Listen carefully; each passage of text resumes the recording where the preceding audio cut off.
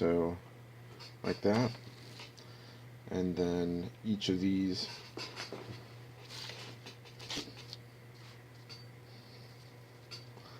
will mount with a small screw, this cap screw, into the swing arm here, and then onto there. So the first thing I'm going to do is I'm going to go ahead and I'm going to loosely, with my Chapman tool, go ahead and put the one down the center so that it holds it in place. Take two more of these. These ones I'll put a little dab of Loctite on each.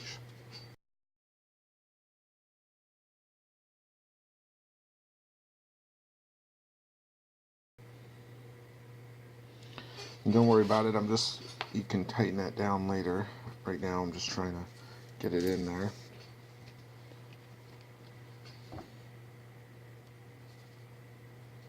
It doesn't take much Loctite. And we'll edit this one. Alright.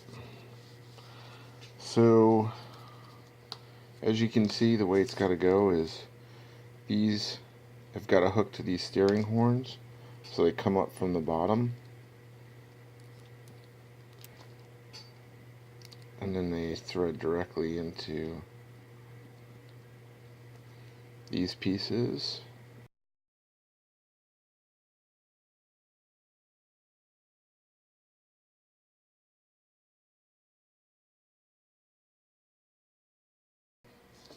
So I'm going to tighten these. It's a ball, so it's not going to affect its ability to move. The flexion comes from the joint itself and not from the screw. We just want to hold it in place. So here's a trick to getting them in. So you just got to kind of stand them up on the end like this, and then just pass them through.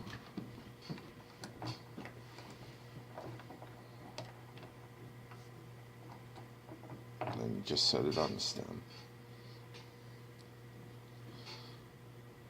Again, not worried so much about how tight this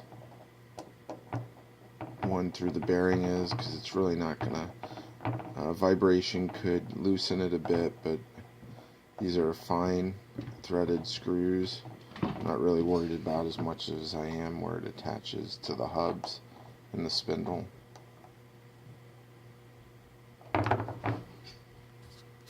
Alright, so continuing on, the next step is to put these, attach the steering linkage to your spindle and swing arm there. Very straightforward. Try to give you a better view of it from the front as I'm doing it.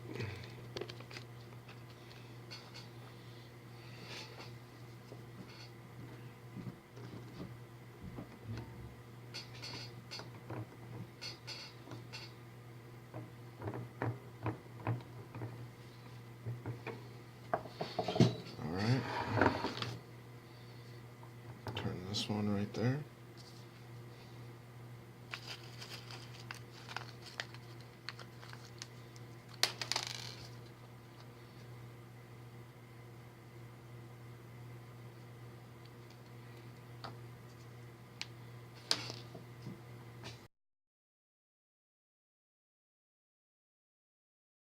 So right now I'm just checking for freedom of movement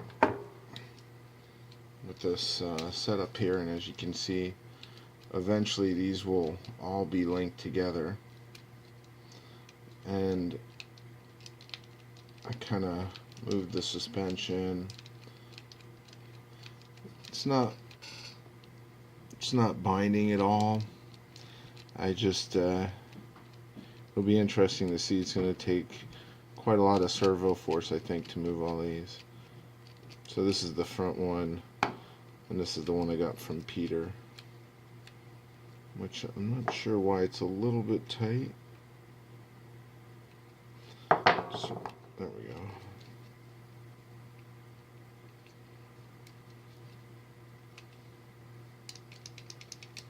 All right.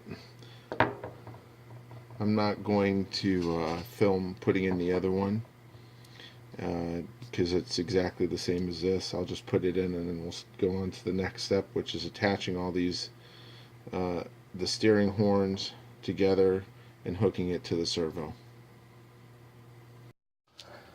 Alright, so we're doing the last bit of linkages before we hook up the servo. So a couple things. Really helps to have a good set of calipers when you're doing this. He gives you all the measurements. Reset that one. But he gives you all the measurements. However, he also gives you, if you don't have calipers, I wouldn't worry about it too much because you can just line it up there in order to get the linkages to the correct length, as you can see.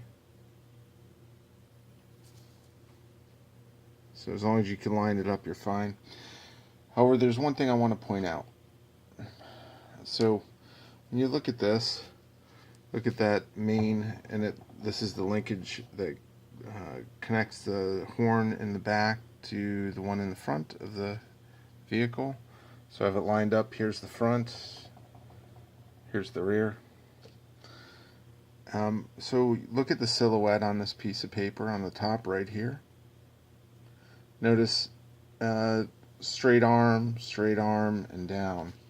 However, this is the one they provide you.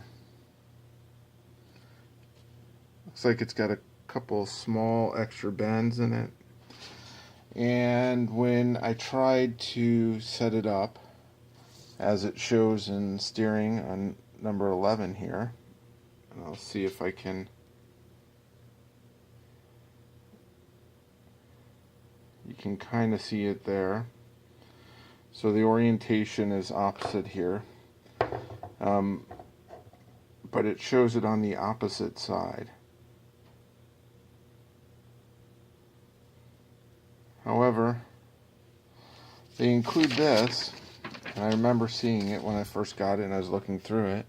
I don't know if you can read it up in the upper corner, but it says alternate steering assembly. And so I know it's kind of with this video hard to make out, but that's it right there in the center, and the arm's on the other side. So if you have one of the newer kits, that'll be with this arm that has a few extra bends in it. Don't worry about it. If you can't get it to line up at first, you have to use this alternate steering assembly, because otherwise it won't line up correctly. Alright, so as you can see,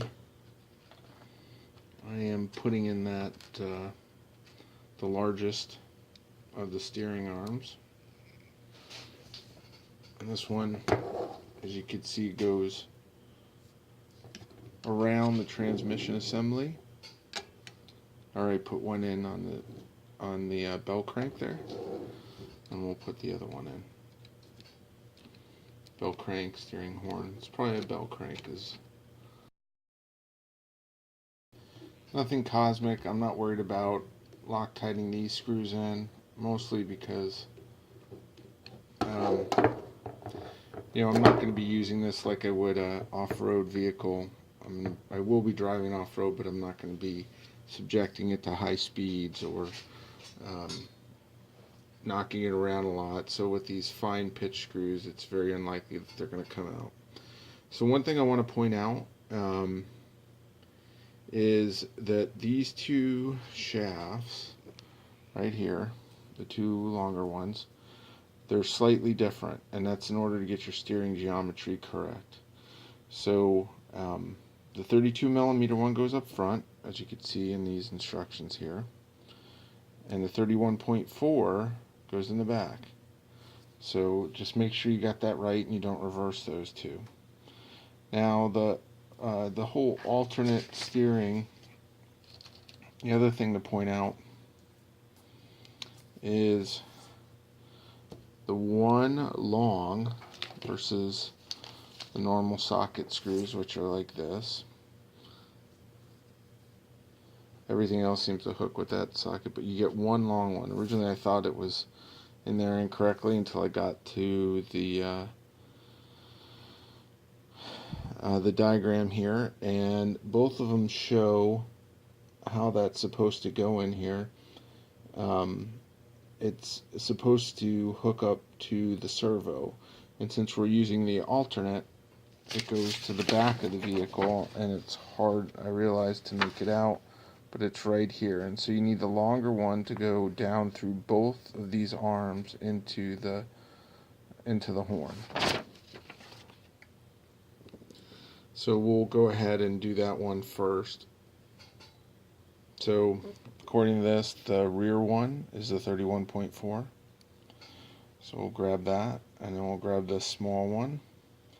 Now, because we know it's gonna, the orientation for it to hook up, you notice that they're perpendicular to each other. So wouldn't matter which end you put in, it's gonna have the same orientation, just so you can hook up the servo to it. Alright, pretty straightforward.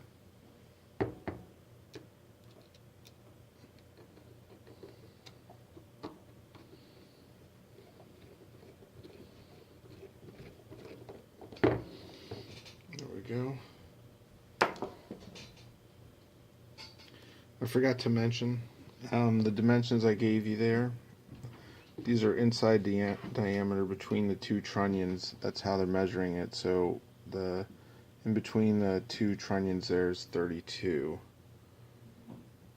On the rest of them, the measurements seem to be total length of the assembled piece, as you can see here and here. So here's the part that I've been waiting to see, and a good test of the system or the suspension. So what we want to see is when I move the horn, I want to see all of these deflect correctly, and you can see it in this case. Front of the vehicle, left turn, the first two should turn to the left, the rear two should actually be the opposite direction, turning in to give it a tighter radius on such a long vehicle. So there we go.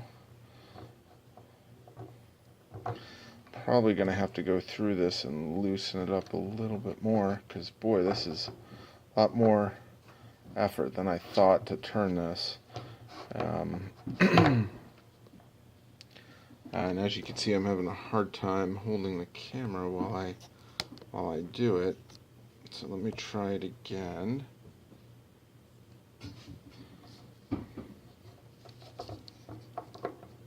There we go. Yeah, it'll be interesting to see. That's going to take quite a bit of servo strength to do it, and the servo's going to have to be mounted down fairly hard. And that'll be the next step that I do here as I'm putting this together. Hopefully this thing will be in paint in a week. Alright, so I had last I had this on, I was setting this up for the linkage. As you can see now, we have the servo hooked up. Really nothing tricky about this. You're starting to get into the plastic parts there. I'll be interested once this is under power, seeing it move all this. It's quite a bit of linkage, but they've been doing it for a while, so it must work fine. So a couple things I want to point out. So one of the things you have to do are the front and the rear portions of the armor, and part of that requires you to take epoxy, and I just used I had a couple different options, but I went with the JB Weld stuff because I had it available, 2-part epoxy, and epoxy into these slots nuts that will eventually have the armor plate that goes around the sides on it. The other interesting, so there's 2 of those, so 4 screws, and it's the only portion that uses that as of right now. Looking at the instructions, the rest of it looks like it just will screw into either portions of the of this body of the frame section, or these two end pieces. You can see there's several posts throughout here. All those will support components of the body. The other thing is the bumper. So initially I couldn't figure out what held it on, but it's evidently just friction, because it takes quite a bit of force to get it through. There's two posts, and I'm not going to pull them out because I don't want to mess it up, but to put them through the nylon or plastic, and it sets in there tight. I mean, I can't get this thing out now, and I'm sure once I get around to priming and epoxying this, priming and painting this structure, that'll add a little bit more to it. If it ever does come out, I'll just use some CA glue to hold it in there. But just to reinforce the fact, these nuts, they have to be epoxied, not CA'd in. It won't be strong enough. Not like you're using this like a track or some sort of four-wheel drive off-road vehicle where you're going to be cruising around at high speed and knocking it into things. But still, these 4 on the back, 4 in the front will support most of the structure for the vehicle. Alright, so we did all the servo pieces. I've just got to go ahead and screw these in to the front and the back. They attach using the 2.5 by 6 millimeter socket screws, which they should, no, not those are the rounded. So it's this large bag right here. And again, one of the nice features is if you're not sure, the size, you just take one of the screws or the profile, because there's some pan-headed screws, things like that. You just put it up to the image,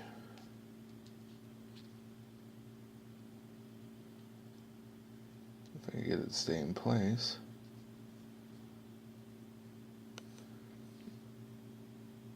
And then you can see that, oh yeah, that's the screw that you're looking for on there. So I'll put that in, and the next part will be doing a lot of the structure pieces associated with the overall body. And then you can see we start getting into assembling the wheels and things like that. So we're getting closer and closer. Alright. I'm going to try not to focus on everything that's done, because a lot of this is you'll be able to figure out. The purpose of the video is more just to highlight some of the things that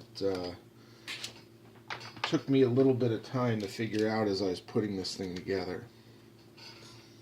So again, pretty straightforward. You have 2 posts, you have these socket screws.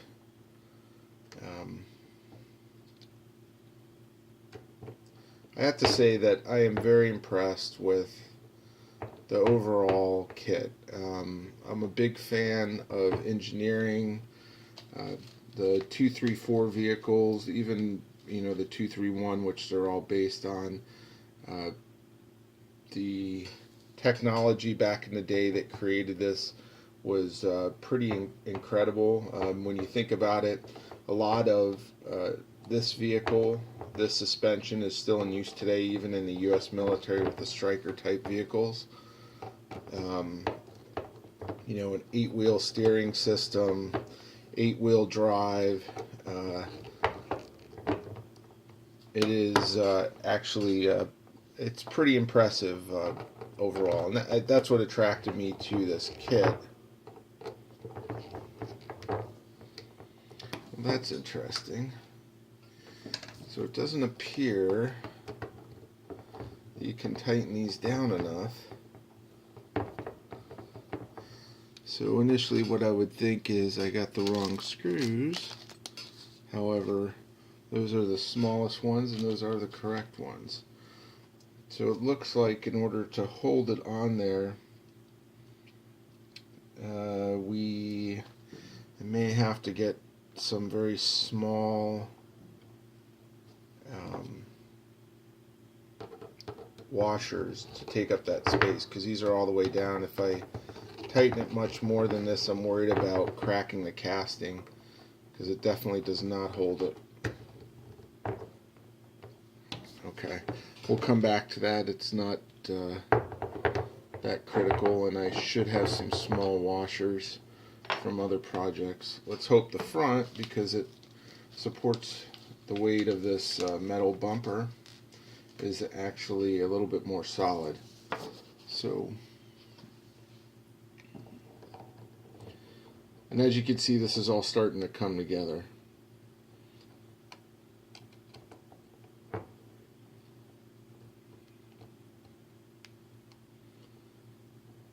And so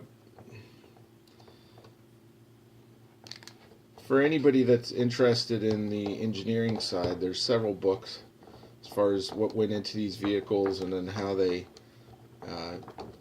being, I'm soon to be retired, and probably by the time this this video goes out, I will have retired from the U.S. military after 20 years. But if you're interested in not only the history but just the design aspects of a lot of these things, I can make some recommendations, and I'll probably put it on the YouTube link as well, which is kind of what drove me to this one kit, just because it's as faithful as far as the suspension geometry, the actual 1/16th, because as you know, scale isn't always accurate on a lot of kits out there. This one doesn't suffer from that. The only thing it's missing from the original, if you look at an original 234, 231, between the pairs of drive sections, they used to have a leaf spring, and it was I believe an inverted leaf spring, and that was because of the overall weight of the vehicle. Of course, this doesn't require it, and if the manufacturer, as I put it on there, it would not. It would just be there for look. So I assume that's why he left it off. But otherwise, the suspension is completely accurate to the original vehicle.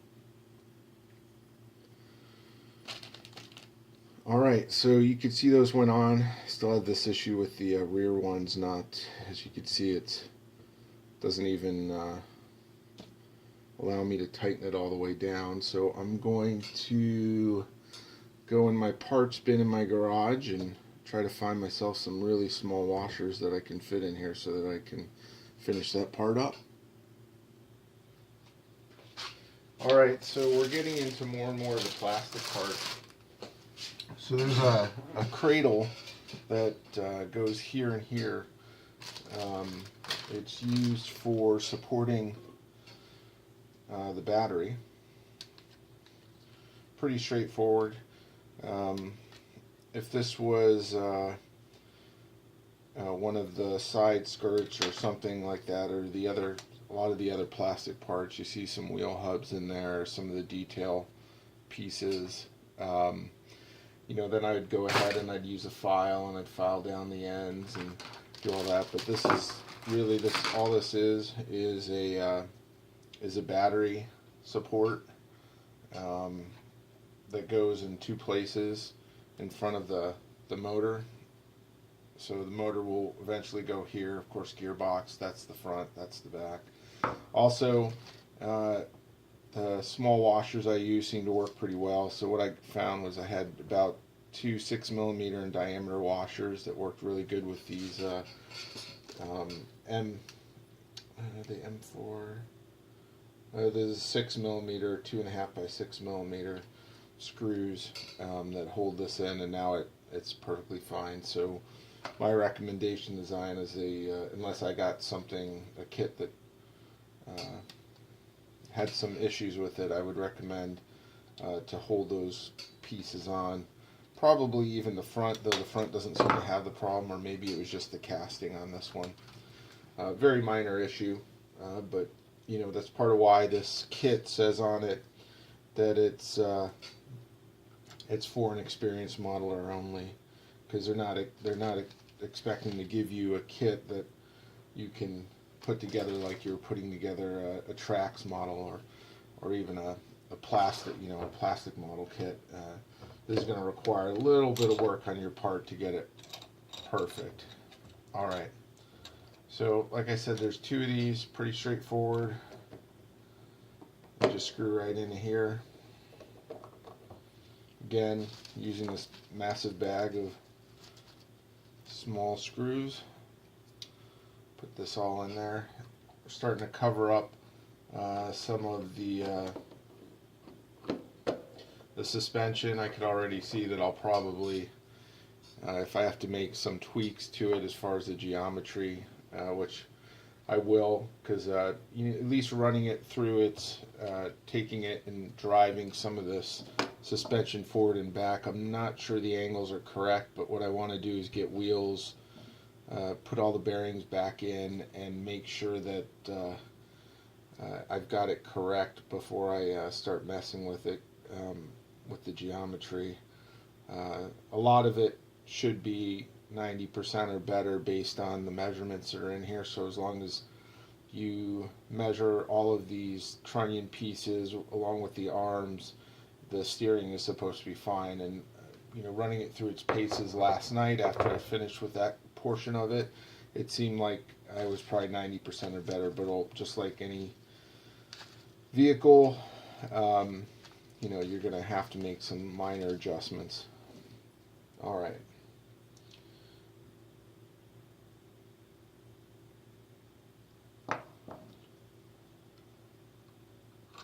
So I'm going to put this other one in, battery holder, and then I'll move on to some of the more complex items here. And so I'll reset this. I'm not going to hook up the electronics yet, like the speed controller, but I will mount the motor and a couple other things. So I'm going to need to clean up some of these parts, because we're talking about the side panels, the armor plate, and some of the detail items, and I need to make sure that those are all cleaned up, and some of the extra plastic that you get when you trim these off of here is off and smooth. So I'll sand that, but I'm not going to videotape it. All right.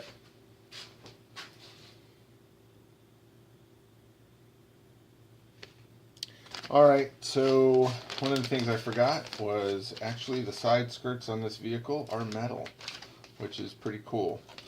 You can see some of the detail etching pieces that go along with it. Again, big fan of this kit thus far. Well worth the expense. I think the quality that's gone into the engineering of this is pretty incredible.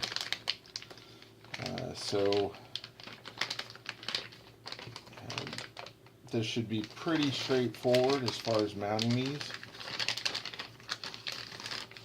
Should prove interesting when it comes to painting. It looks, these are aluminum side skirts.